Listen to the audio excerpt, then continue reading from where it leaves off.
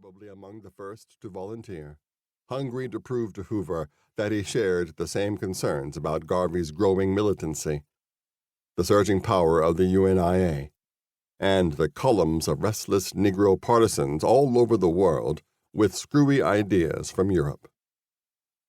3 years of false leads and frustration followed, until finally they got lucky. Garvey slipped up.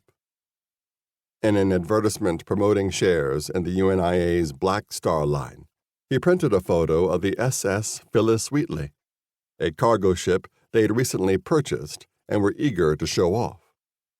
Except the photo he used in the advert was not of the Wheatley, but of the Orion, another cargo ship, but one that the UNIA did not yet own. The Bureau boys rubbed their hands together and issued an indictment. Mail fraud, they called it. A bullshit charge, and everyone knew it, but they managed to make it stick. Now pending an appeal, he was sure to lose.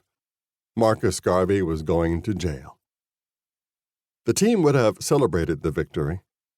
Manhattan's best chop house, shrimp cocktails, and inch-thick steaks, potatoes fried in butter, apple pie, and wedges of cheddar. But even with the backslapping and handshaking for a job well done, I can't see Triggs enjoying himself with the others.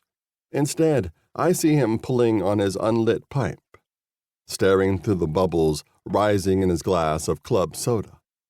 Worried. Yes, they'd taken care of the Marcus Garvey problem. In a few months, he'd be moldering in a square cell, cut off from Negro America, and no longer a threat to the nation's security. But did that mean they'd stomped out the danger?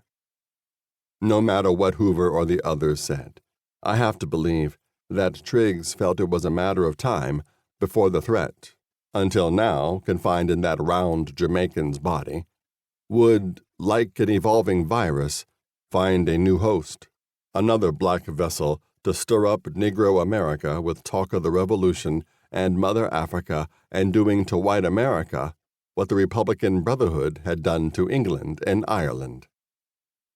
The rolls of the UNIA teemed with names of ambitious agitators eager to fill the void. Unionists, churchmen, Bolsheviks, other unaffiliated troublemakers. But here's where Triggs had a problem. He knew enough to know that someone would take Garvey's place. But who? Without knowing the particulars, Triggs had to allow for some disturbing possibilities. What if this new man turned out to be more dangerous than even Marcus Garvey? I bet that thinking about the worst scenario robbed Triggs of his appetite that night. Any man aspiring to take Garvey's spot atop the UNIA would definitely have showed up at that parade. To demonstrate solidarity.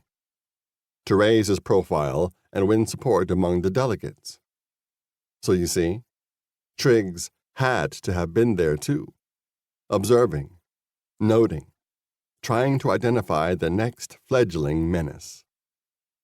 And having been there on that remarkable day, he would have been alert to the first gurgles of the airplane's engine. I have since spoken to other witnesses who were on the street that morning. While the particulars differ, they all agree that a strange rumble from above silenced all conversation, demanding every delegate's attention. As the noise grew louder, it bounced off the streets, the sidewalks, the brick walls of apartment buildings. Soon, everyone was looking up, searching for the source, until, finally, the biplane appeared from the south, following the path set by 7th Avenue. There was excitement, but perhaps a little fear, too.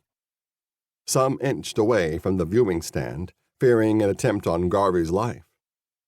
Bodyguards moved their hands toward hidden holsters. But Marcus Garvey held his ground, his eyes following the plane from under the shade of his admiral's hat.